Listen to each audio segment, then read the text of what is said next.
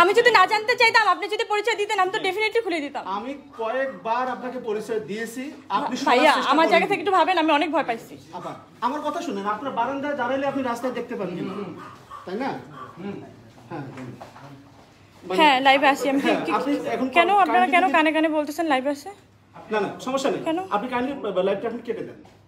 ব্যবসায়ী নাসিরুদ্দিন মাহমুদের করা হত্যা চেষ্টা মামলায় নায়িকা পরিমণি আত্মসমর্পণ করে জামিন আবেদন করেছেন। মঙ্গলবার সকাল 10:15 ঢাকা চিফ জুডিশিয়াল ম্যাজিস্ট্রেট আদালতে হাজির হন পরিমণি। এ সময় তিনি আত্মসমর্পণ করে আইনজীবীর মাধ্যমে জামিন আবেদন করেন। তার আইনজীবী নীলাঞ্জনা রিফাত বিষয়টি নিশ্চিত করেছেন।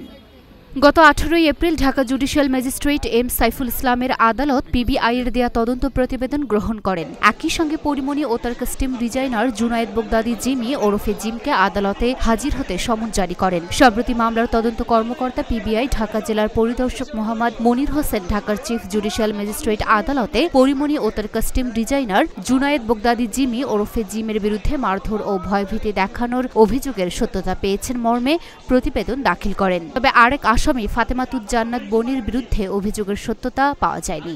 এর আগে 2021 সালের 6 জুলাই ঢাকার সিনিয়র জুডিশিয়াল ম্যাজিস্ট্রেট রাজীব হাসানের আদালতে বোট ক্লাবের সভাপতি ব্যবসায়ী নাসিরুদ্দিন মাহমুদ বাদী হয়ে পরিমণি সহ 3 জনের বিরুদ্ধে এ মামলা করেন।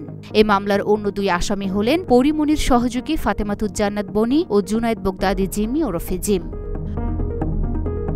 Luna Afroz Nipa, Dhaka post.